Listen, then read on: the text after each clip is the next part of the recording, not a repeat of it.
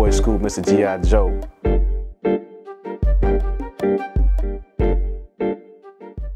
My music is really based on my reality, a transition phase of my life that I went through. Coming out the military, being a combat veteran and everything like that, and crossing over to being a civilian. That's what it's about. It goes through the hardships of becoming a civilian, trying to blend in with everybody else, and I know I don't blend in with everybody else, trying to, I guess, just be considered normal. And it was a tough journey to do that, and I'm still not normal, so nobody knows what normal is, so that's what the album's about. And the album is called Welcome Home. On this album, I work with Rocksteady, one of my producers, great producer, Paris Bueller. They both Bandcamp, you know, so of course it's Bandcamp. There's a lot of Bandcamp music on there.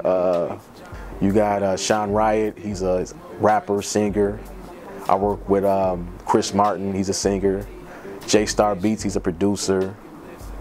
I work with FaZe, he a producer, he ran through Block Club. You know, all these guys are Chicago producers, so it's mainly Chicago produced music, you know, beat makers and stuff like that. I'm a Chicago artist myself, so I kept it at home. I kept everything at home. And the good thing about the beats is that they're all different. They don't sound the same, it's different styles, and it brings out the versatility of Chicago music, you know what I'm saying? So that's why I chose the beats, that's why I chose the songs the way it is, and what I got from it was Welcome Home. And that's the album. My name is Rocksteady, producer, producer, make beats for Bandcamp, you know, sample guys. That's a production company that my man Paris Bueller owns. You know, I grew up with him, so he put me in tune with the beats one day, and I just started doing it ever since. Like, just been making beats ever since I was like 14. I worked with Paris Bueller, you know, did some work with Lil Durk, Shauna, Gaggy, Dub Dollar, Jump Shot Shooter. You know, there's a lot of people I have worked with out here in Chicago. You know, he don't perform. You know, like Rocksteady, he don't perform. Man, he more laid back. He more in the background, man. He's like the puppet master. Yeah, I just make the beats. He the puppet master. Just make the beats. Like when I perform, man, I usually have like a person on stage with me. Sometimes it may be Bueller, sometimes it may be my other artist named Shot Blanco. But you know, when we perform, man, it's like he be in the background and stuff like that. So he be in the cut. He'll observe everything, see what's going on, crowd reaction, stuff like that. Get off stage, and then after we get off stage, we probably have a drink or two or something like that. We'll just sit down and kick it for a little bit. You know, I've been on SQoot. We had a real good relationship for years. You know, met him back in about like, was that 2012, something like that. 2013, 2012, but yeah, we've just been working ever since, you know. Yeah, I met you through, I met him through Bueller. Yeah, it had to be. At the old spot. Yeah. Yeah, damn, G, we don't need that long. Oh, yeah. Oh, yeah, it's time. Shit, dang. Damn, G, it's that long, huh? Damn. Yeah, shit, we've been working though. Yeah, been making him beats for years. Ain't always got to be about music shit. We be chilling too. Yeah. We be chilling. Yeah. Just come through shit, listen to some beat shit and just kick back. Shit, I might, the funny thing, I freestyle everything he play. Yeah. Like he'll put a beat on, I just get the freestyle. And Bueller know too, even when Durk was in the studio that time, when Lil Durk, I remember he'd be at Bueller crib and I was on 60th. Yeah, he'll play a beat. And I don't know, I just got like a bad habit of just freestyling this shit. Yeah, man, like we all go off of each other's energy, we vibe off each other. And shit, it's always good, it's always positive, man. It ain't never been a negative moment. You know what I'm saying? So it's always been Gucci. Now, the La La song, same thing. You know, I went to his house maybe like a couple of months ago, actually. A couple of months ago, it's actually a few months ago. And I said, hey bro, I need some more beats. You know, it's the same story. SQoot need more beats, right? So SQoot come to the crib, you know, I go to his crib and stuff like that. You know, I got my little broski with me and stuff like that. We checking out some beats, and he just playing these series of beats and stuff. And it was so hard for me to pick the beats because it was like he got so much good stuff. Like it's like either you gonna end up leaving. Let's just say you gonna end up leaving about 5 or 6 beats if you go to his series. You know, you get a beat from Rocksteady, he gonna play a series of beats for you, and it's gonna be maybe I say about out of all the beats he gonna play, you gonna end up leaving there about 3, 4, 5, or 6 beats, and I always do every time. So it's like it's crazy. It's like I'm addicted to the sound. It's the sound. He got a real good sound. Is there anything I'm trying to say with my music? Not really, just, you know, I just want people to vibe, you know. Have a good time, you know. Nod their heads. Have a good time. That's why I make music. I'm gonna always work with them. I'm already working on some more stuff already. We stay in contact with each other all the time. So it's like, even like if it's just me, if I'm like bored of some shit, I go to his crib and we just sit down, talk a little bit. He plays some beats for me, shit like that. Show me what he doing, show him what other artists we work with, what they doing and stuff. So we kind of like vibe off each other energy and shit like that. Off each other energy. So that's a good thing, you know. It's always good energy. I never had any bad issue with anybody I work with in music at all, especially him, Beulah, anybody. I never had any issues with it. It was always a good vibe and stuff like that. Even if we just hanging out, chilling and stuff like that, man, it's the same way. The message I'm trying to reach to everybody, and I'm going to reach to everybody, is that we're all human. You know, we make human errors. We all make difficult decisions and choices and sacrifices. Not just us in the military, but everybody in the world do. And it takes time. It takes, you know, for you to mature to understand those sacrifices and decisions you've made. And a lot of people say, you know, when I first joined the military, it was more based on I needed direction. Anyone that said that I joined because I wanted to serve my country, I wanted to serve my country, but I also needed direction because I didn't have it. So, but yeah, I mean, that's what I'm trying to reach, is showing you that I came a long way, and so can you. If I can do it, anybody else can do it. It don't matter where you come from, man. It don't matter your circumstances.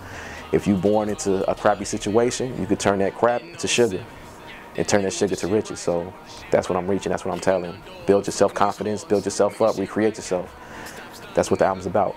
Being better, being a better version of yourself. My role in the military, I did 11 years. I got it in 2005, and I started as an E1 private.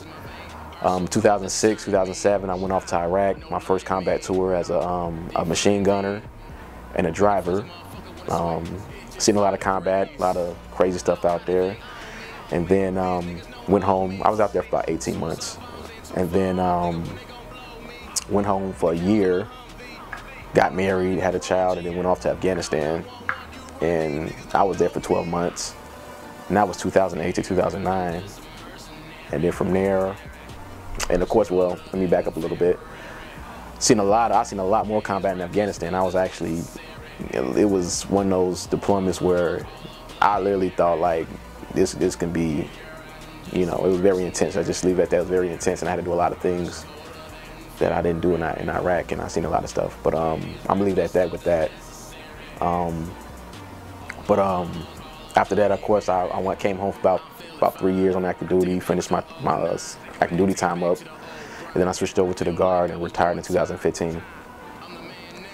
And that was my military service right there. The biggest sacrifice I made in the military was sacrificing my well-being, time with family, friends, time. A lot of time, and that time, I can never get that time back.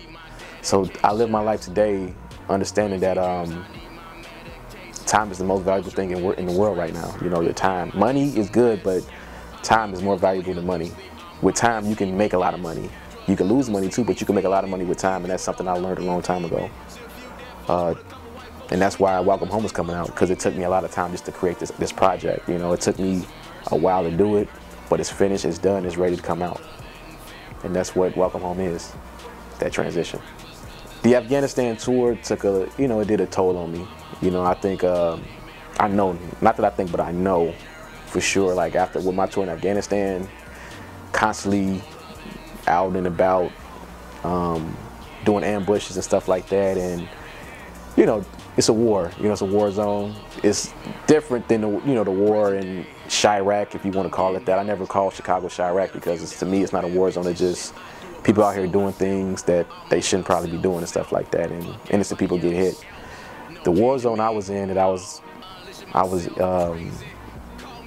exposed to, was something more intense, something where every day you seen things that you would not normally see even in the streets of Chicago. You know, there's no norm. Like to us, to the U.S., it's more norm to see somebody get popped then in Afghanistan, we see somebody get blown up and, you know, shred to pieces and stuff like that. So it's way different than that. And, you know, that's all I can really say about that. You know, I don't want to go into detail about everything else. I just leave it at that. Man, well, let's just say a lot of my music is aggressive. That's the reflection. I kind of, you know, I don't go into detail about every situation or every mission I've been on in Afghanistan or Iraq, because it's hard for me to talk about in reality. And, you know, I do have PTSD, so I mean, you know, I have a disorder, but that doesn't stop me from doing what I got to do. What it does is it motivates me to reach, you know, to actually deliver the message I need to deliver to the masses, you know. So that's what it's really about, is just delivering the message I need to deliver and going from there, you know, and hope the world can look at me or anyone else, any other veteran, and say, you know what, we get it. We actually get what you went through, and, you know, you ain't got to thank me for it. Just, you know, just acknowledge a little bit, you know, just have a little acknowledgement of it. Look at my wrist, look at your bitch, look at your wrist, now look at your bitch. La La, that was I wrote that from the perspective of people being in La La land, you know, because what people fail to realize, and not just, even sometimes myself, because I can be a little hypocritical sometimes myself, you know what I'm saying, but what we fail to realize as people is that sometimes we so stuck in how other people think and what people have instead of what we have already and what we can accomplish ourselves, you know. So I wrote that song based on that, you know, that era. Also, again, talking about my military background, blending in with the street stuff, the street knowledge I have, and the politics of dealing with music and politics of dealing with regular life and stuff like that. And of course, the transition of, again, me becoming who I am today. And it took a lot of time for me to do this. Like, it took me a while to get to where I'm at today with the music and stuff like that. So that's what La La, that's what it is. You get songs like that because those come from a deep place. It just is, it's a different side, you know. It's like on what it is, you get a deeper side to it. On La La, you get a deep side, but you get more of a sarcastic and more funny side, because I'm telling the truth about stuff, but also I'm being my funny self, you know. So you get different personalities of who SQoot is and what the album is going to bring to the table, you know. So that's what those two songs represent, you know, funny but real, and the other one is deep and real. Either way it goes, they both real songs, and they come from the bottom of my heart. So I did La La for him. Just a beat that I came up with. He called me one day, was like, he need beats. You know, I just shot him some beats, and he came through the crib, got one, and that was it. That video was intense, man. Like, man, them lights be hot as hell, man. The lights, you know, the same lights we got on right now, it'd be hot to the motherfucker. But the video about La La was, it was a real good video, real good. It was very organized too, man. We actually shot from the hip a little bit. We did a lot of things we had planned on doing, and a lot of things we actually improvised. The video La La is really about a transition for me, because it was like I was coming from a point where I was trying to relate to the listeners that sometimes just because we're stuck in our own way of thinking don't mean we're going to be trapped in there. You know, that's where we had scenes of me in a straight jacket and me playing the therapist and me playing the patient at the same time, because sometimes we're stuck in our own minds, and sometimes it's best for us to release that therapy, you know, to use that therapeutic thing, and music's been therapeutic for me. And that's where when we did the video, the ideas came together. My manager, he actually did a good job in organizing it. The director came out, he did a real good job at directing and everything like that. So it's like it came in, was a real good video, and it pretty much got to the concept I was trying to get out. So it was actually perfect for me. I want to give a shout out to Bandcamp, shout out to Block Club Radio, shout out to Urban Grind TV, shout out to everybody that supported me. Thank you to everybody and stuff like that. That's all I gotta say. If you need beats, follow Rocksteady_BK on my Instagram. ROKSTEADY_BK. To find more information about SQoot, you can go on SQootsme.com, which is SQootsme.com. I'm on Instagram at Scooty1, SQooty1. Twitter's the same thing, SQooty1. Facebook is Street Militia ENT at Facebook.com. And that's where you can find me at. You want more information about tour dates and stuff like that, go on SQootsME.com, and you can go on my Instagram page too. Keep going, keep going, keep going. Bitch, I'm the greatest. Motherfuckers are masturbators, procrastinators, and making things complicated. These hoes, they like this. Women get high for real shit. All white, Chevy, no cool whip. Go so hard, feels like dick. She gon' pop that shit. Little nigga, don't knock that bitch. She gon' pop that shit.